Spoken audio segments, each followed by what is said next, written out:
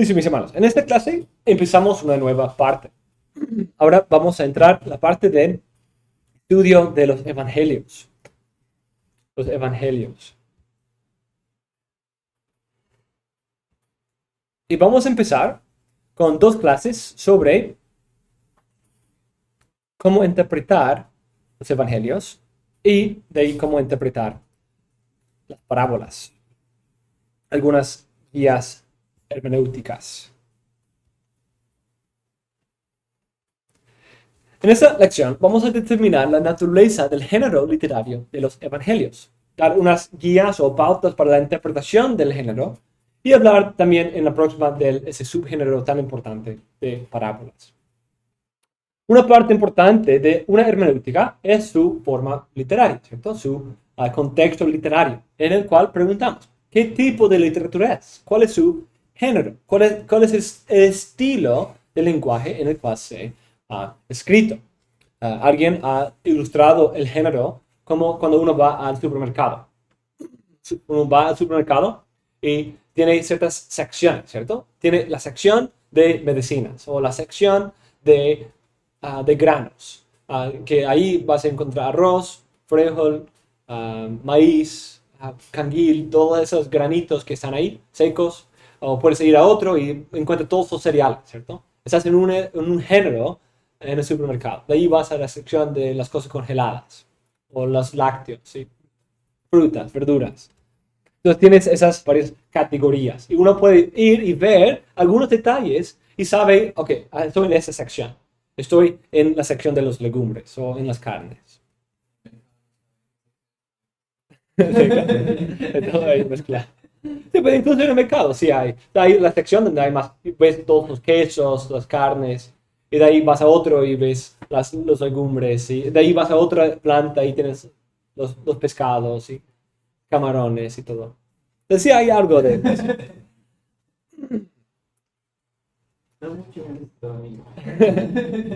Para considerar el origen de los evangelios sinópticos, hay que analizar el desarrollo de las formas de la crítica alta y la crítica literaria.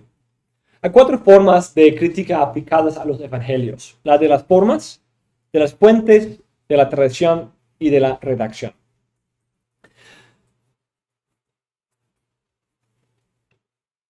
En primer lugar, antes de considerar esas formas de crítica, aquí hay un problema. Ok. En primer lugar, la crítica de la forma. Esa forma fue aplicada al Nuevo Testamento por hombres como Carl Ludwig Schmidt, Rudolf Bultmann también. Esta forma se enfoca en la prehistoria de los evangelios y principalmente en las formas de tradición oral y qué función esas formas tienen en la iglesia primitiva. Esas son formas culturales, formas o prácticas culturales.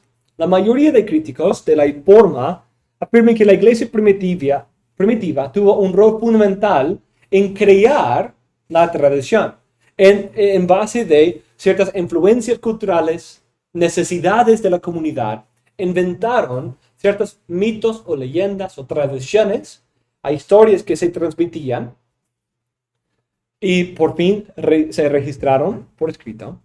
Ese uso radical de esa técnica quiere negar la historicidad de los evangelios y dice que lo que tenemos en los evangelios es mito, como dice Paul.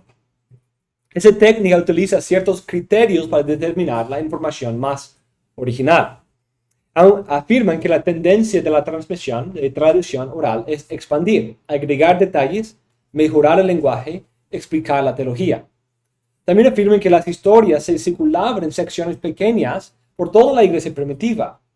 Su meta entonces es determinar la Sitz im Leben, la situación en la vida de la comunidad. ¿Qué situación, en qué contexto surgió esta tradición? Por ejemplo, uno puede argumentar que esa afirmación de Cristo como mi Señor y mi Dios se creó en el contexto para polémicamente ir en contra de las afirmaciones de César, quien decía ser el Dios y Señor del pueblo. Entonces, para separar, mostrar sus ideas revolucionarias, para ir en contra del gobierno y esas ideas que no eran aceptables para ellos. Ellos pusieron ese título a su Dios, a su líder de su tradición. Los críticos de la forma suponen la infidelidad de esa transmisión oral. Ignoran el rol de los testigos presenciales e ignoran la posibilidad de tradición escrita desde un tiempo más temprano. Para ellos, los apóstoles probablemente no escribieron estas cosas, sino transmitieron por tradición oral, y de ahí con tiempo se iba coleccionando y poniendo por escrito. Usando esta forma de crítica, algunos eruditos han alegado que los evangelios son colecciones de esa tradición oral, que circulaban por mucho tiempo antes de escribirse. Esa idea no suficientemente explica las semejanzas y desemejanzas de los evangelios. Tal vez la mejor representación de esa idea viene de Birger Gerhardsen, quien comparó la transmisión de la enseñanza de Cristo a la de otros rabinos. Ahí lo compara con lo que hacían los judíos, registrando las enseñanzas de un rabino anterior, un rabí. En ese sentido, había un cuerpo de materia y sus seguidores tenían la responsabilidad de guardar y difundir su enseñanza. Sin embargo, todavía esta propuesta no explica toda la evidencia. La segunda forma de crítica usada aquí es la de las fuentes. A contraste a la crítica de las formas, esta técnica se enfoca en las fuentes escritas de los evangelios. Esos eruditos alegan que tal vez los apóstoles o otros cristianos escribieron fragmentos de los dichos y actos de Cristo, y esos fueron compuestos para formar los evangelios canónicos. Esa idea fue propuesta por Schleiermacher y encontró evidencia en Papías y otros que iban buscando a esa colección de dichos y algunos fragmentos del Señor. Otros autores como Acorn y Lessing alegan que había un evangelio grande, lo que se llama el Ur-evangelio, el evangelio que se iba diseccionando en nosotros. Entonces, este fue el gran fuente de la cual tomaron algunas piezas todos los otros evangelios. Hay debate sobre si este documento fue arameo o griego o traducido por los evangelistas. Sin embargo, sería muy improbable que un documento de ese tamaño no se haya preservado, ¿cierto? ¿Por qué no se preservó tal documento? ¿Por qué no hay ninguna evidencia a favor de la existencia de este documento? Vamos a considerar más opiniones luego, como el documento Q y otros. Uno de los argumentos usados por esos eruditos es no simplemente que hay gran acuerdo en las historias, pero incluso en la estructura de las historias hay una gran semejanza. No simplemente Mateo y Marcos comparten lenguaje en común, historias en común, sino también casi siguen el mismo patrón, la misma orden. Y en el apunte tienen esa tabla que te muestra eso. Es difícil imaginar un consenso, no simplemente de historia, de detalle, de lenguaje, y una tradición estructurada, sin una tradición escrita. Si simplemente son historias separadas, transmitidas oralmente, ¿cómo llegaron a ponerse en el mismo orden en los evangelios? Y casi en el mismo orden, con pequeñas variaciones. Pues, por eso Dios dice, pues tiene que haber una fuente escrita que ya las había compuesto de tal manera que se usó para ser la columna vertebral de los evangelios. Por ejemplo, Marcos 13:14 y Mateo 24:15 tienen incluso el mismo paréntesis dirigido al lector. El que lee, entienda. Entonces, ¿cómo puede tener eso? Ese como comentario de parte del autor, el que lee, entienda, y los dos lo tienen en el mismo lugar, si eso fue simplemente una colección de tradiciones orales. Porque eso sería un poco raro, ¿cierto? Tener en la tradición oral un comentario parentético que dice el que lee, entiende. Porque es una tradición oral, no está leyendo. Entonces eso indica dicen que indica una fuente escrita en común.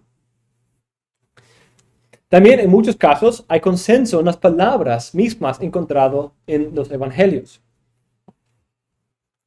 Esto hace que unos eruditos afirmen que esta tradición era primariamente escrita.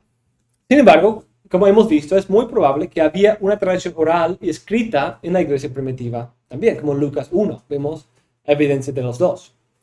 La forma de la crítica que se enfoca en la combinación de estas tradiciones precanónicas es la crítica de la tradición, cómo convivían la tradición oral y la tradición escrita. Otra que vamos a considerar en otro momento es la crítica de la redacción, que es cómo, sino simplemente cómo convivían esas tradiciones juntas, sino cómo se compusieron, cómo redactaron los evangelios, quitando de sus fuentes, agregando a sus fuentes, qué partes vienen de la fuente, qué partes vienen del autor mismo, por qué cambios hicieron. Esa pregunta de redacción. Entonces, esas son algunas propuestas de parte de la crítica histórica. ¿Pero qué dice la Biblia acerca del origen de los evangelios? En primer lugar, vemos una promesa de Cristo, que es importante. Vemos el ejemplo del prólogo de Lucas, que nos da una información sobre todo, por lo menos, de su evangelio. Y también vemos el testimonio de los apóstoles. En primer lugar, Cristo mismo les prometió a los apóstoles que el Espíritu Santo preservará la materia encontrada en los evangelios. Mas el Consolador, el Espíritu Santo, a quien el Padre enviará en mi nombre, Él os enseñará todas las cosas y os recordará todo lo que yo os he dicho. En este pasaje relata la comisión de los apóstoles en el nombre y autoridad de Cristo. Y encontramos una promesa interesante. Cristo espera dos cosas en la venida del Espíritu: más revelación y mejor entendimiento, y que el Espíritu Santo les recuerde de la enseñanza de Cristo. Entonces, algo más allá de lo que Él les dijo, pero también recordar y preservar lo que Él les dijo. Para el cristiano, eso nos da mucha confianza en la preservación fiel de la vida y dichos del Señor.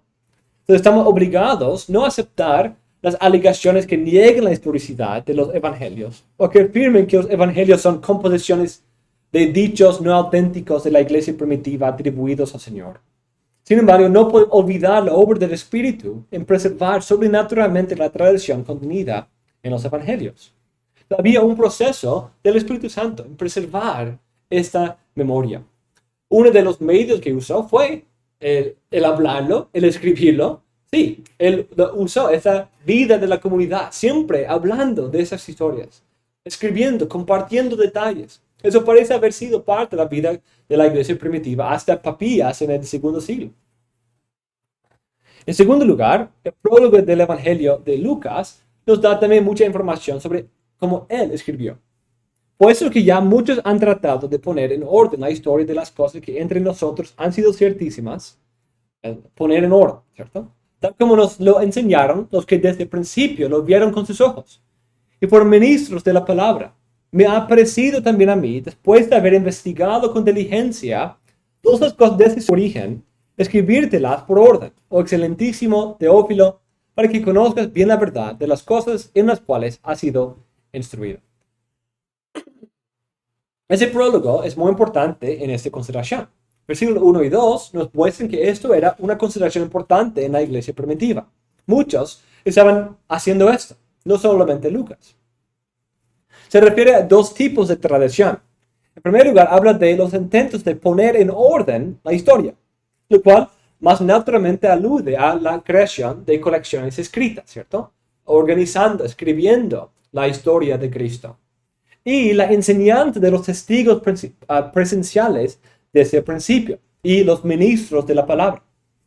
Eso también habla de la presencia de tradición oral, que viene directamente de testigos presenciales. La presencia de testigos presenciales, junto con la promesa de preservación por el Espíritu, debe ser suficiente para curar cada tipo de duda con respecto a la autenticidad de los evangelios. También el versículo 3 nos muestra la obra de Lucas mismo en investigar, leyendo esas fuentes escritas, escuchando esos testimonios, incluso haciendo su propio tipo de investigación que llegó a poder poner en diligencia, en un orden, desde el principio, esta historia.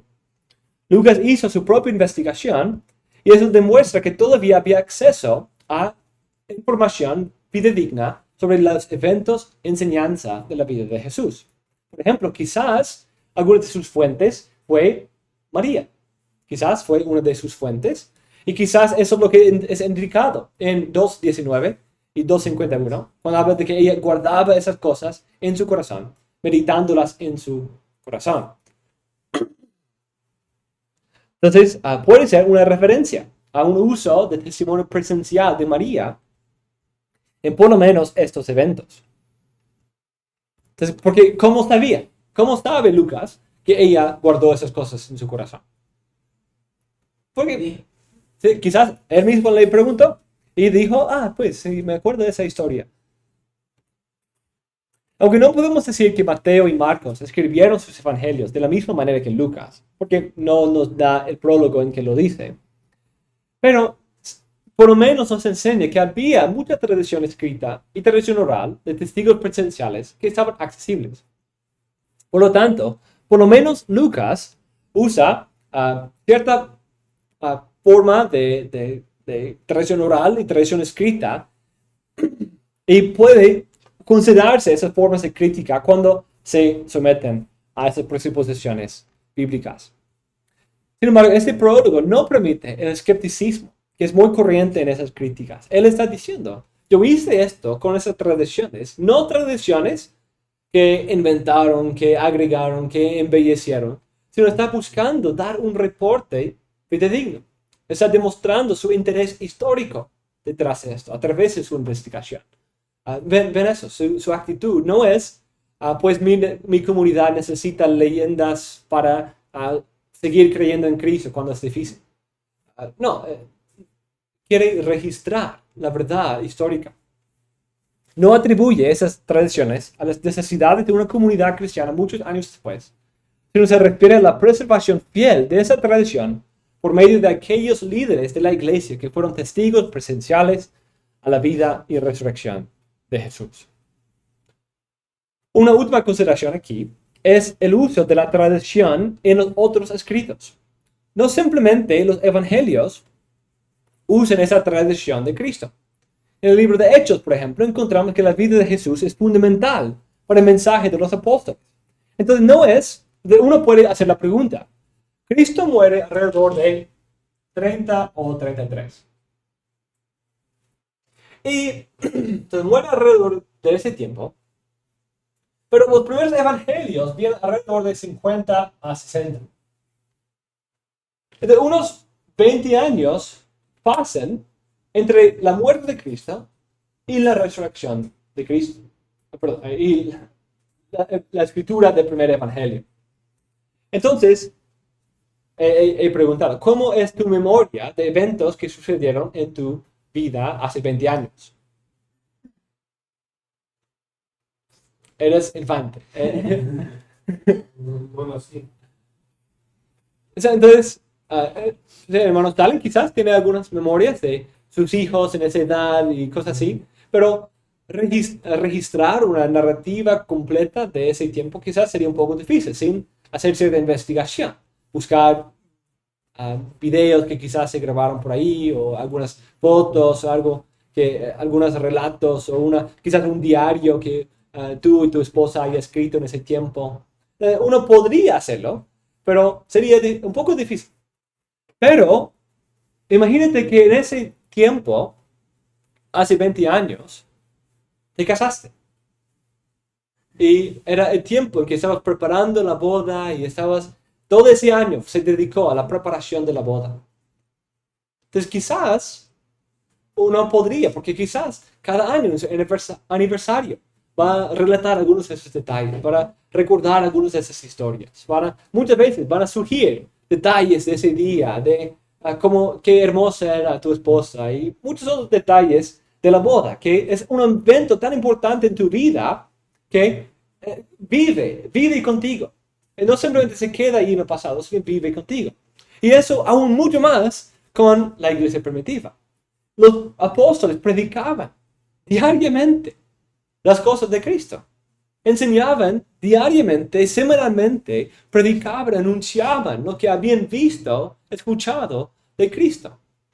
era tan evidente en su manera de hablar que incluso los fariseos dijeron, ellos sí han estado con Cristo. Ellos sí realmente estaban con Él. Entonces, pasaron 20 años y había la promesa que incluso si no hubiera mencionado una vez, todavía podemos confiar en el poder del Espíritu para preservar su memoria, como se prometió. Pero son 20 años de explicar, anunciar, proclamar. Todos los años, todos los días casi, hablando sobre estos eventos. Pero parte de la vida. Incluso, como Lucas dice, muchos ya habían escrito algunos detalles. Muchos habían hablado. Todos estaban compartiendo sus historias. No solamente los apóstoles. Todos los 120 estaban compartiendo y participando en esta obra de proclamar a Cristo en ese tiempo, según el libro de Hechos. También podemos ver la diferencia del uso de la memoria en primitivos. O sea, que estaba mucho más Sí. la memoria. Sí, Se claro. necesitaba más en eso. Sí. Y ahora con el teléfono, Sí, claro. la memoria se vuelve solo un índice. Es decir, yo sé dónde está eso, yo puedo encontrar eso en este video o en esta página, en lugar de una librería, como antes, Sí. mucho mayores.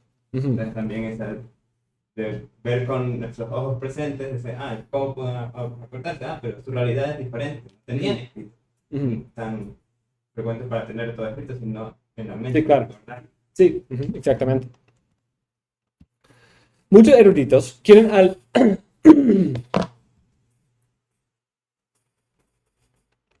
Muchos eruditos alegan que hay una separación entre el mensaje de Jesús y la predicación de los apóstoles, especialmente Pablo. Pero el autor David Wenham, en su libro Pablo y Jesús, demuestra claramente que Pablo era familiar con la tradición de Jesús. Ahí le cita directamente muchas veces y alude a esas tradiciones también. De manera interesante. Algo interesante aquí es que debido a que Pablo no vivió con Jesús, ¿cierto? No vivió el ministerio de Cristo como los otros apóstoles. Entonces, eso crea cierta distinción, discontinuidad entre él y los otros. Esa es parte de la suposición. Pero vemos en varios momentos que Pablo cita o habla de lo que Cristo habló en su día. O lo había escuchado de otros, quizás de Lucas, porque cita a Lucas en una ocasión. O quizás de otros, o de revelación, incluso. Por ejemplo, en Hechos 20, dice al final de su discurso a los de Éfeso, dice, recordad las palabras del Señor Jesús, quien dijo, más bienaventurado es dar que recibir. Pablo explícitamente hace una cita directa a una tradición oral de Cristo, lo que Cristo había enseñado. También 1 Corintios hace muchas otras citas así. Esa carta fue escrita alrededor de la mitad de la década 50, antes de todos los otros evangelios. En 1 Corintios 7, Pablo da un consejo en cuanto al divorcio. En versículo 10 alude a una tradición de Jesús, la cual tiene paralelo en los evangelios, que uno no debe divorciarse sino por causa de la inmoralidad, la fornicación. Sin embargo, en versículo 12, Pablo crea su propia tradición autoritativa, no porque no sea inspirada, sino porque no hay una tradición explícita que viene de Jesús. En ese texto que dice, esto dice el Señor, no yo, y de luego digo yo, no el Señor. Y muchos dicen, mira, Pablo está diciendo, aquí es inspirado y aquí no.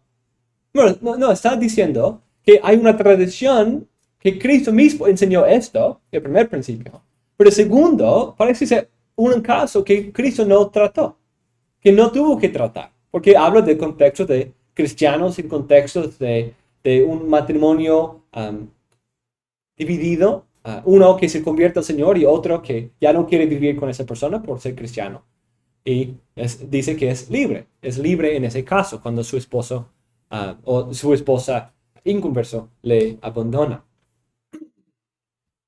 Entonces, algunos han usado esto para decir Pablo está agregando, pero noten el cuidado con el cual habla de esto.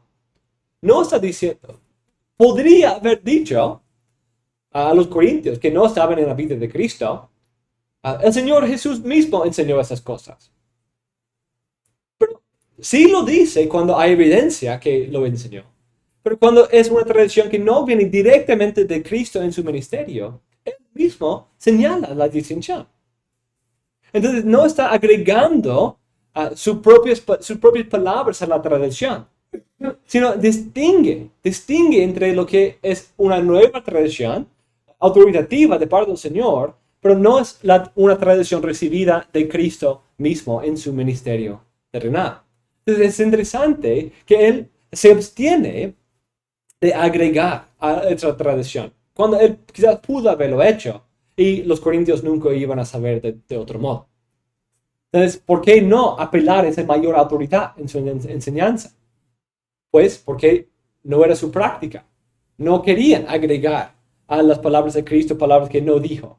No querían atribuirle cosas. Eso va muy en contra de las propuestas de los críticos históricos, que hablan de que ellos pusieron palabras en su boca, inventaron esas historias para embellecer su religión. Otra mención es en 1 Corintios 9:14. Así también ordenó el Señor a los que anuncian el Evangelio que viven del Evangelio. Y aún más explícito es 1 Corintios 11, la tradición recibida de Cristo sobre la cena del Señor. Y ese pasaje es muy importante y demuestra claramente que Pablo tenía mucho acceso a la tradición de Cristo. El lenguaje de ese pasaje incluso refleja parte de lo que se incluyó en el libro de Lucas. El libro de Gálatas enseña el origen divino del evangelio de Pablo. Es sin duda que su evangelio tenía por lo menos un resumen de la vida, muerte y resurrección de Cristo. Ese es el mismo evangelio que los otros apóstoles reconocieron como el verdadero en Gálatas 1 y 2. Los libros 1 Tesalonicenses y Romanos tienen muchas otras alusiones a la enseñanza de Jesús. No tan explícitas como los citados en 1 Corintios, pero todavía tienen mucho peso. Por ejemplo, Romanos 12-16 es muy parecido a la enseñanza del Sermón del Monte. Por ejemplo, habla de orar por los que os persiguen. Eso es amar a tus enemigos. Ese lenguaje es igual. También el resumen de la ley en el amor es muy parecido a la enseñanza de Cristo en su ministerio. Según la conclusión de Hechos, Pablo pasó sus días en Roma predicando el reino de Dios y enseñando acerca del Señor Jesucristo, abiertamente y sin impedimento. Los libros de Juan también afirman la autoridad del autor como testigo presencial de la vida de Jesús. Santiago y 1 de Pedro, ambos están llenos del lenguaje de Cristo. Santiago incluso parece ser un pequeño comentario sobre el Sermón del Monte. Usa muchas partes, incluso empezando con bienaventuranza de persecución, como empieza el Sermón del Monte, y hablando de muchos otros detalles que se encuentran en el Sermón del Monte también. Obviamente, la tradición de la vida de Jesús tenía mucha importancia en la vida de la iglesia primitiva. Ellos sabían que Cristo era el Mesías esperado, y los eventos de su vida cambiarían el mundo. Por esa razón es obvio por qué querían ser fieles en preservar esa tradición e incorporarla en su enseñanza. En su deseo de honrar al Señor, esos líderes no habrían tomado parte en el hábito de atribuirle a Jesús lo que de hecho no tenía su origen con él de ningún modo. Dice un autor. Esa evidencia quiere demostrar la accesibilidad de la tradición de Jesús, la importancia y la fidelidad a esta tradición. Es obvio que había mucha tradición oral enseñada por los apóstoles y Pablo, y según Lucas, incluso documentos escritos. Y vemos que podemos confiar en esta tradición y cómo se compuso los evangelios sinópticos debido a la presencia del Espíritu Santo, la presencia de testigos presenciales desde el principio, y ese rehúso y abstención de agregar o modificar conforme al gusto, conforme a sus propias necesidades, esa tradición. Y la importancia que esa tradición tenía desde el principio. Debido a nuestra presuposición que la Biblia enteramente es inspirada por Dios, nuestra respuesta a la pregunta, ¿son fidedignos los evangelios? Es muy fácil, ¿cierto? La respuesta es sí. Dios los inspiró. Vienen de Dios, vienen de los apóstoles, que son el fundamento de nuestra iglesia. Por lo tanto, al menos que afirmemos la historicidad de estos hechos, dice George Voss, y lo hagamos de manera más confiable que la investigación histórica puede hacer, Junto con los hechos, el contenido didáctico será sujetado a un nivel de incertidumbre, así haciendo el valor como revelación de todo dudable. La confiabilidad de las revelaciones propias completamente depende del contexto histórico en que aparecen. Entonces, volviendo a esa pregunta, ¿podemos afirmar la importancia de un evento si no sucedió? ¿Podemos hablar de la interpretación si no sucedió? Él está diciendo, por lo menos, lo pone todo dudable. ¿Cómo podemos confiar en la salvación prometida en los evangelios si los evangelios son una colección de historias falsas? ¿Cómo podemos tener seguridad de que creen en Cristo nos da vida eterna si Cristo no resucitó? Que Cristo no hizo todas las cosas que los evangelios dicen que hizo. Si todas las historias que sirven para que yo crea en Cristo, como según Juan, ¿cierto? Esas son contadas para que crean y para que tengan vida eterna. Pero si todas las historias contadas para ese propósito no son verdaderas, ¿qué tan verdadera puede ser esa vida eterna que espero tener? Algunos, como el seminario de Jesús, no el seminario como una conferencia, han usado ciertos criterios para negar la confiabilidad de la mayoría de los evangelios. Analicen la posibilidad que Cristo haya dicho las cosas que se relatan en los evangelios y concluyen que Cristo solo dijo una fracción pequeña, unos 20% de las palabras que son registradas en los evangelios. Y el resto vienen de la adición embellecida de los evangelistas. También algunos alegan que ya que los evangelios fueron escritos por lo menos 20 años después de los eventos, por eso no pueden ser fidedignos. El evangelio de Juan tal vez fue escrito 50 años después, imagínate eso. Sin embargo, un relato escrito no era necesario mientras la mayoría de los apóstoles estaban vivos. La necesidad de un relato de la vida de Jesús era satisfecha por las obras de los apóstoles y sus propias palabras. Cristo mismo les promete que les daría el Espíritu para recordarles de esta verdad. Pero con el tiempo y el avance del cristianismo, un testimonio escrito llegó a ser absolutamente necesario. Con su avance, crecimiento en otras áreas y el tiempo. Le plació a Dios proveernos 4 evangelios con perspectivas diferentes en vez de un solo evangelio. También tenemos la evidencia de testimonio presencial. El evangelio según Juan confiesa ser la obra de un testigo presencial en 21-24. Lucas afirma haber visto esas cosas y continuado desde el principio. Mateo y Marcos, aunque no nos dan tales afirmaciones, sí tenemos evidencia tradicional que los conecta con la vida de los testigos presenciales. Mateo, el mismo siendo uno de los apóstoles, y Marcos viniendo de Pedro.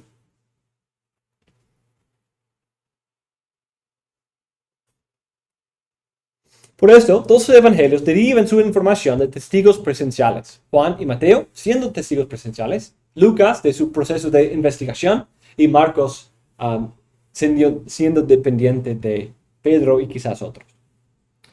Otros niegan la confiabilidad de los evangelios porque fueron escritos con un propósito teológico. Pero el fundamento de toda la teología bíblica es la historia.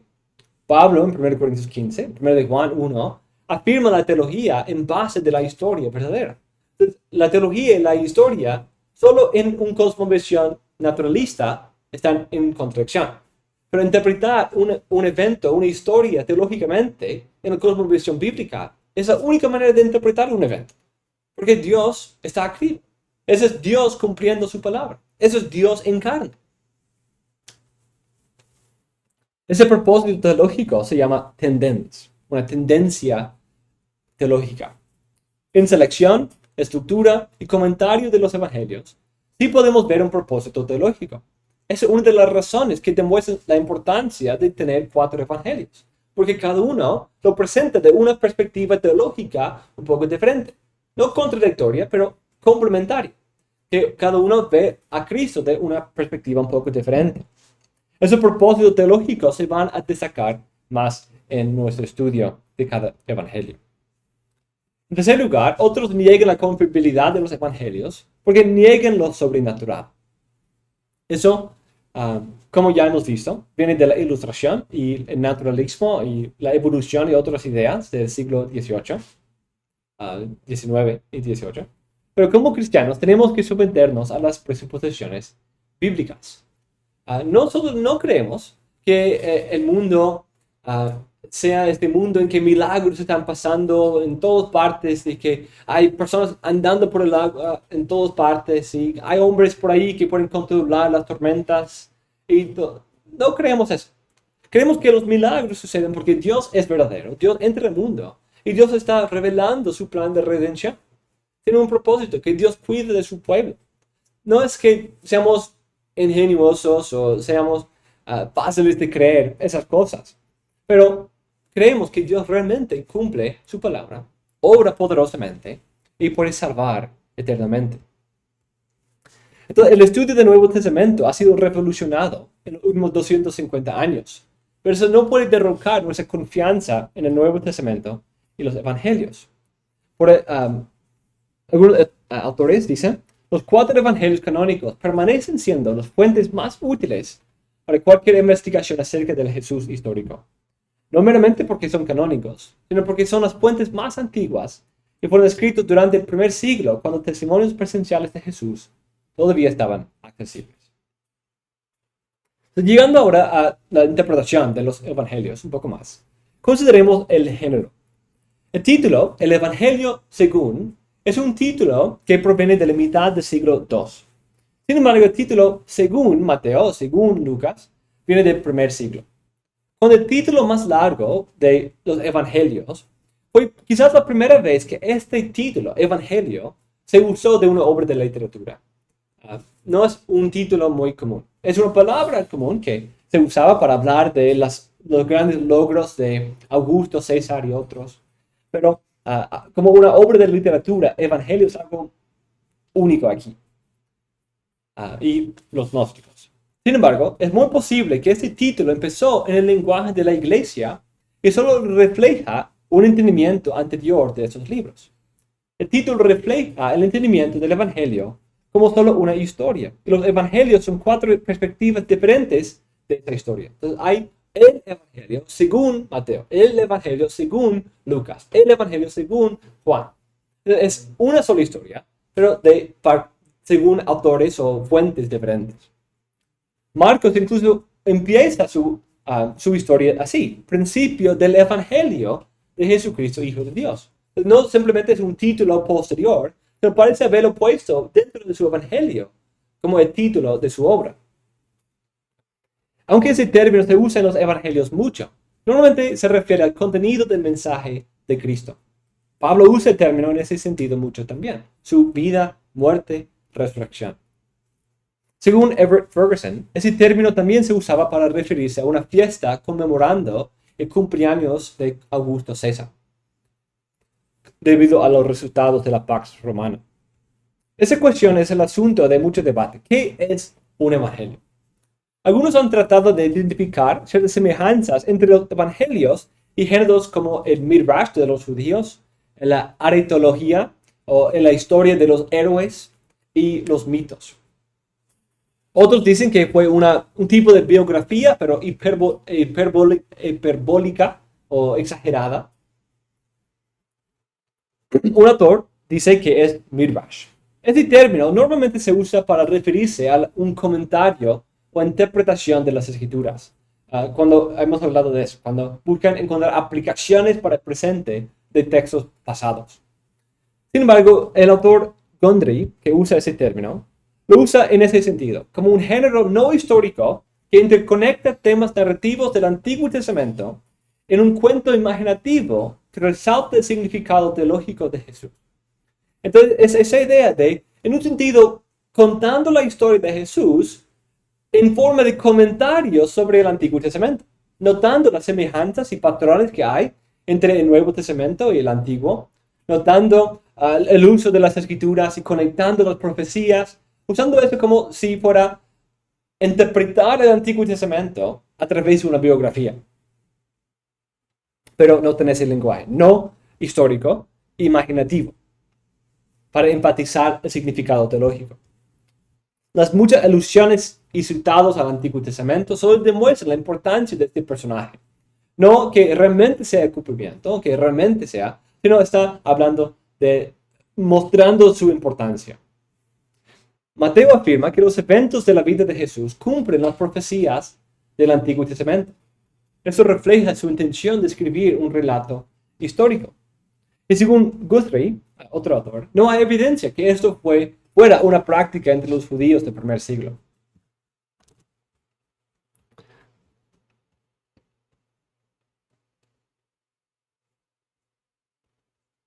Otros eruditos, quienes tratan de explicar la presentación de Cristo como un hombre divino, afirman que los evangelios son aretalogía. Este género es lo que se usa para describir las historias legendarias de los héroes griegos, como Hércules. Dicen que Cristo había un hombre normal, pero sus seguidores le atribuyeron actos asombrosos y milagrosos.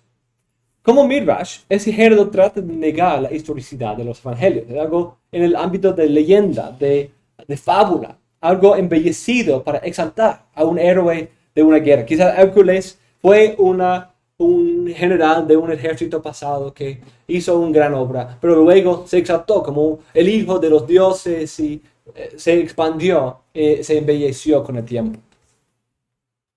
El género más popular y el que más refleja la naturaleza histórica de los evangelios es biografía. Aunque este género ha sido comparado con tipos de biografía que exageran las virtudes de la persona, este género refleja la naturaleza histórica de los evangelios y afirma su historicidad. Sí había biografías así en el tiempo.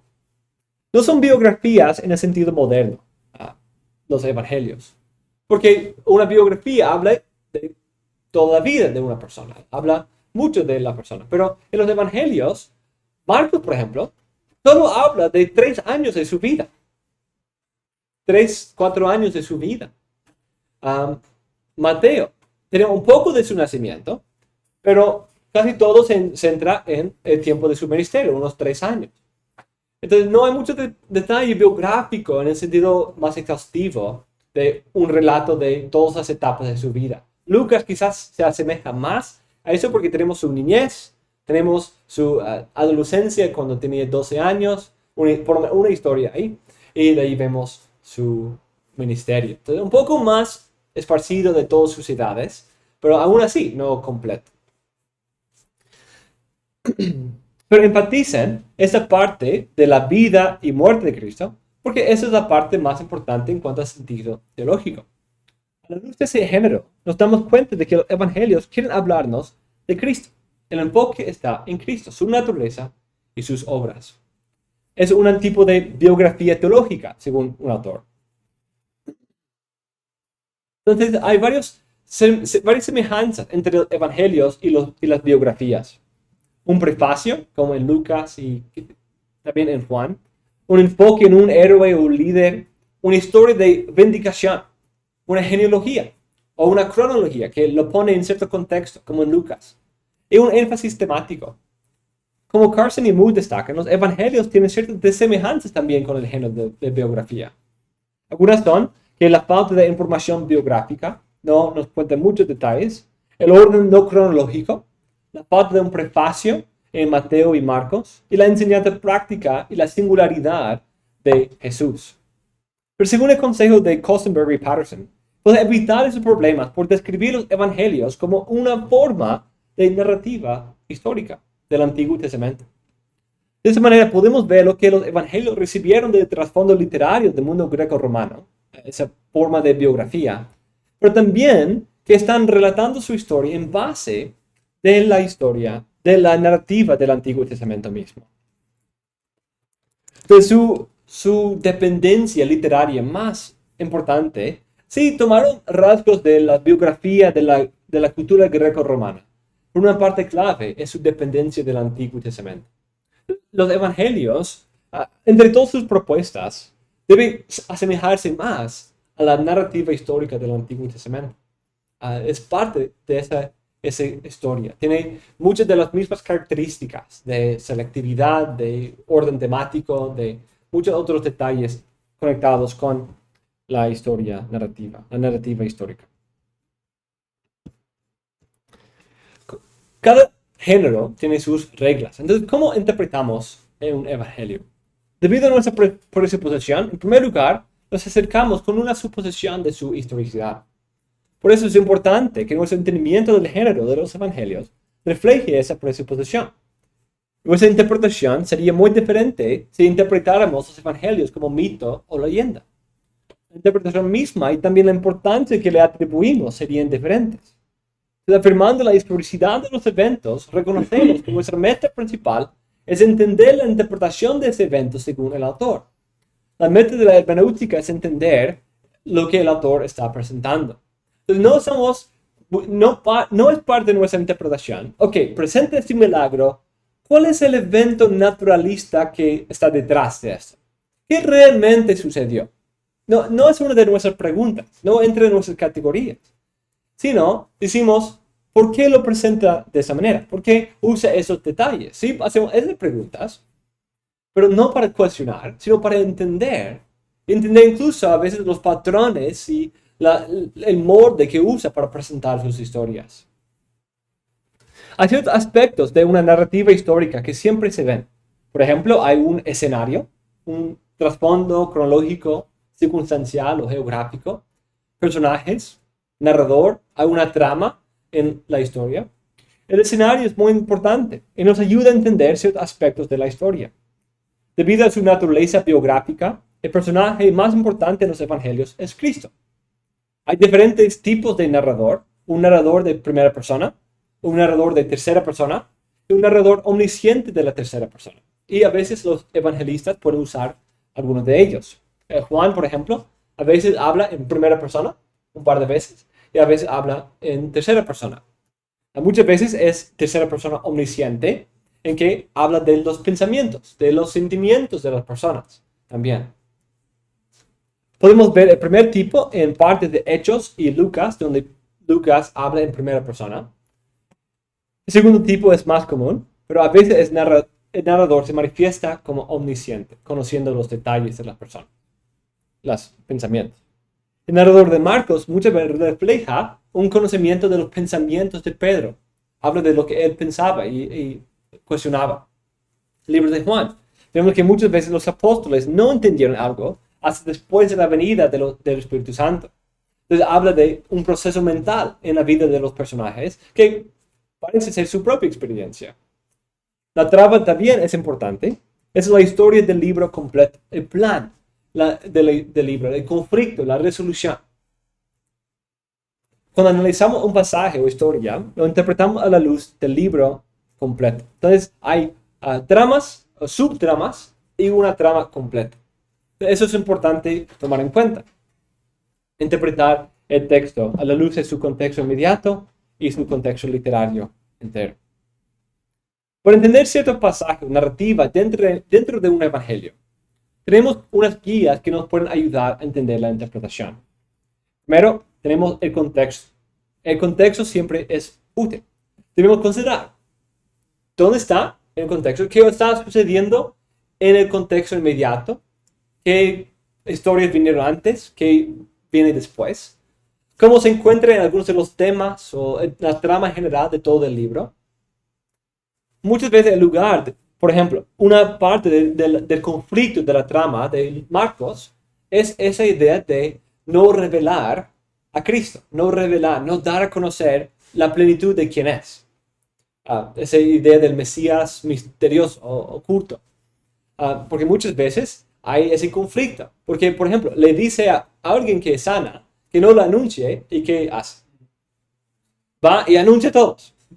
En cada lugar tenía que ir a escondidas porque las personas que tenían demonios venían y ¿qué hacían? No, los que tenían demonios lo anunciaban. Ese es el Hijo de Dios. Anunciaba a todos. Entonces, eso crea parte del conflicto de la presentación de Marcos porque tenía una agenda tan increíblemente saturada de actividad en Marcos porque se iba revelando más allá de su intención. Se iba dando a conocer más allá de lo que él mismo quería. Entonces él decidía no anunciarlo y todos lo anunciaban y se pasaba el reporte. Entonces en cada lugar que va, traían personas, tenían que ir a escondidas. Entonces eso es parte del conflicto de la trama de Marcos. Muchas veces, en lugar de un discurso, una narrativa en el libro puede ayudarnos a entender la interpretación de ese pasaje según el autor. ¿Por qué lo incluye? ¿Por qué lo pone aquí? Y quizás si lo pone en un lugar diferente a otro evangelio, ¿por qué hay el cambio? ¿Por qué lo cambia? Porque empieza Mateo con el Sermón del Monte en cuanto al primer discurso principal de Cristo, cuando en Lucas aparece un poco después, las partes contenidas ahí. Segundo, el libro a veces tiene una introducción o conclusión que refleja ciertos temas o propósitos principales del libro.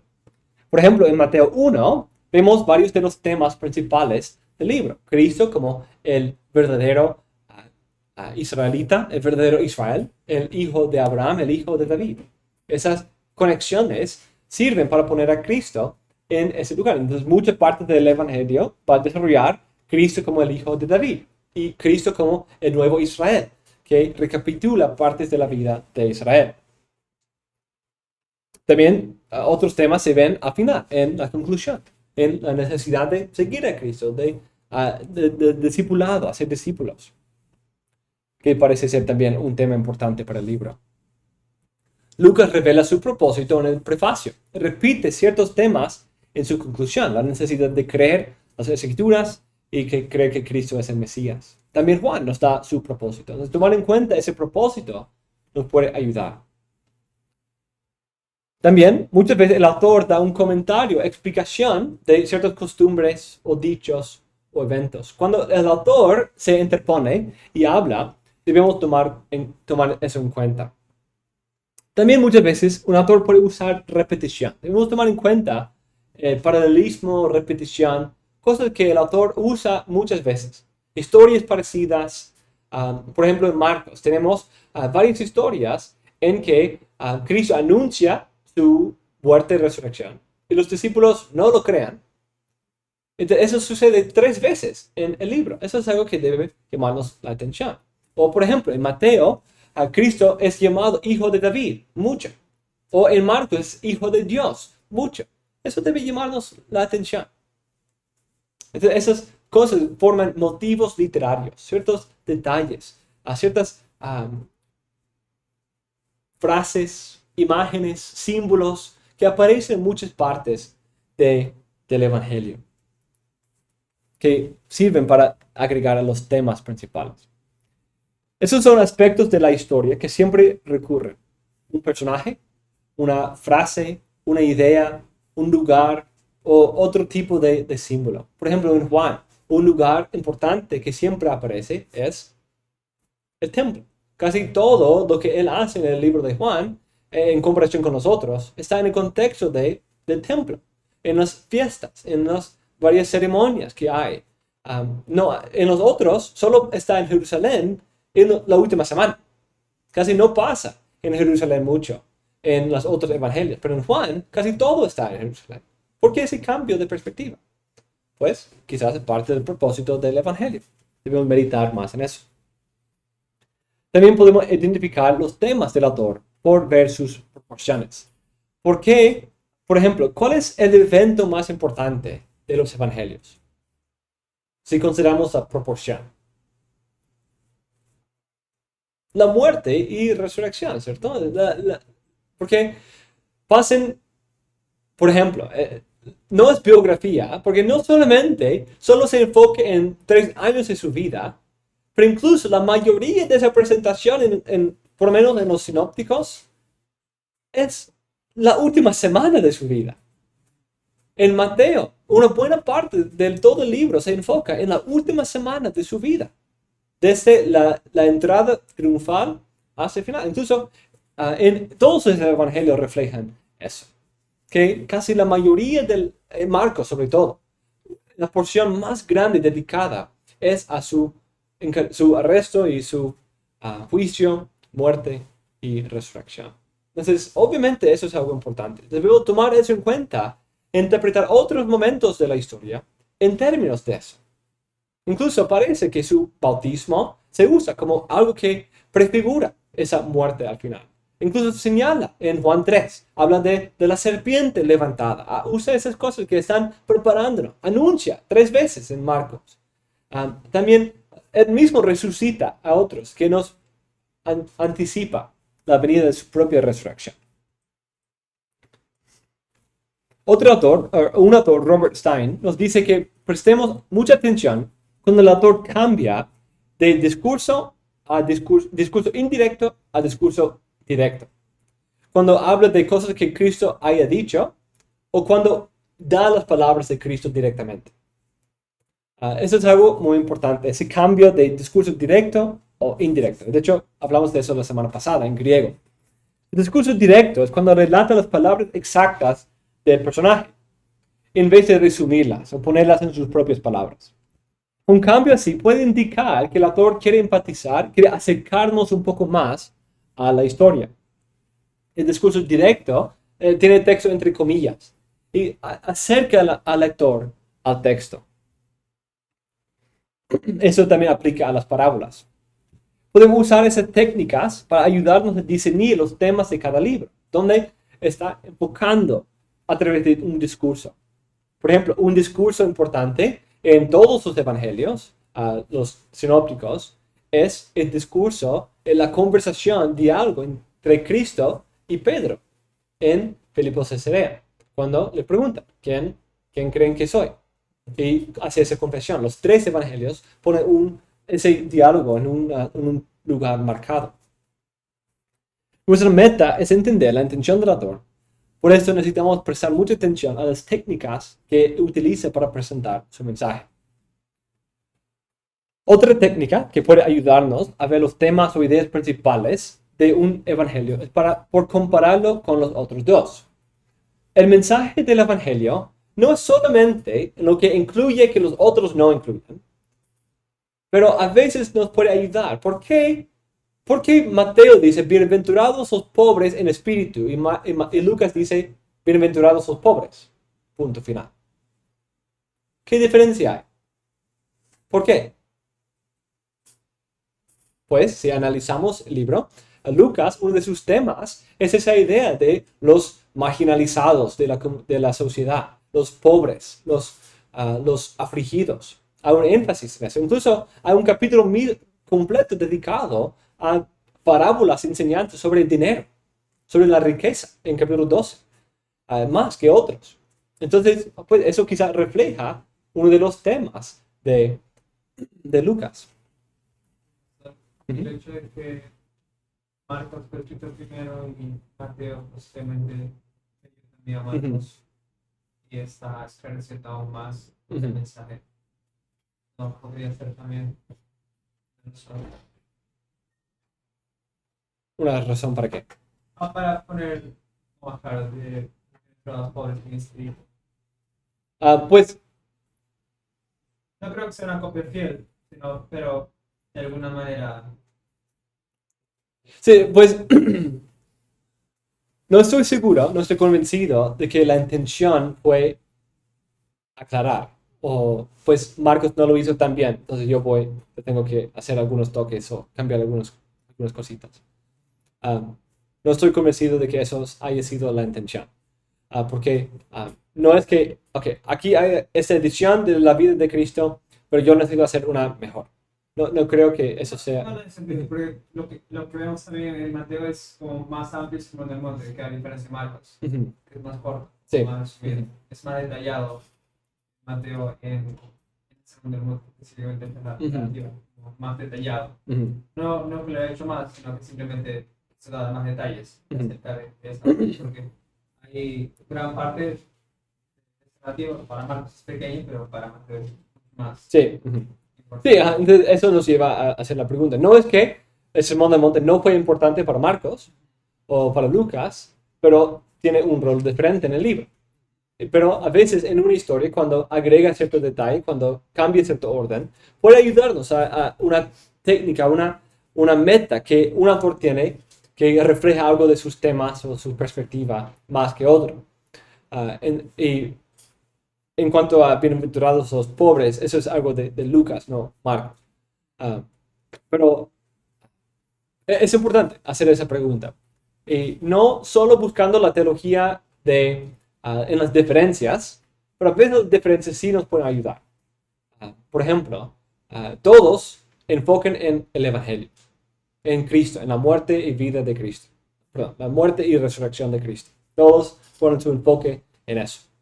Entonces no podemos perder a través de los detalles de diferencia el hecho de que los tres comparten la mayor proporción de su narrativa en la muerte de Cristo.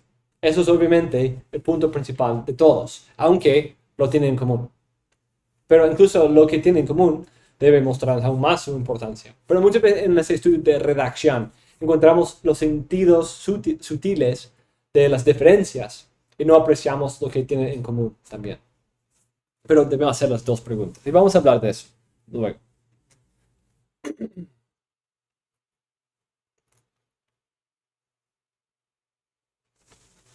Debemos siempre recordar que la meta es entender el evangelio individual y la intención de su autor, no simplemente la relación entre los evangelios.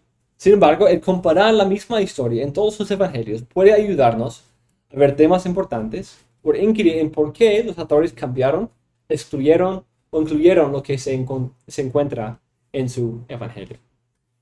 Entonces, mis hermanos, eso es una pequeña introducción a la interpretación de los evangelios.